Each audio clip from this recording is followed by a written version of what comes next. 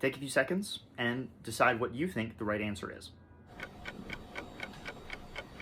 Okay, if you selected D, you'd be correct. D exactly matches our first pre-phrase. What if they just came from somewhere else? So, a little bit confused on why D is the right answer.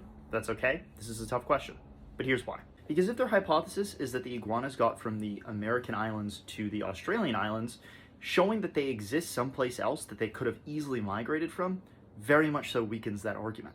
It helps to explain that no, they didn't have to migrate from the Americas. They could have just migrated from Australia, the nearby place. If you chose B, which the majority of students who got this question wrong did, don't worry, it's totally understandable, but it does express a little bit of the reason of why it's so critical to connect sentences and have a really good understanding of the stimulus before you go into the answer choices. If you read the stimulus closely, you would have realized that the stimulus already grants and admits that these species are not exactly the same, but just similar.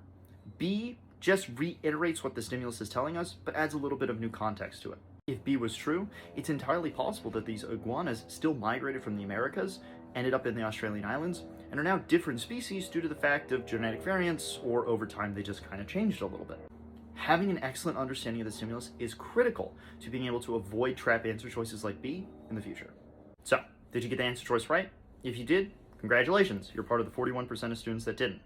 And if you didn't get the answer choice right, but you want to learn how to pre-phrase answer choices like a 99th percentile score, check the description below or the website here.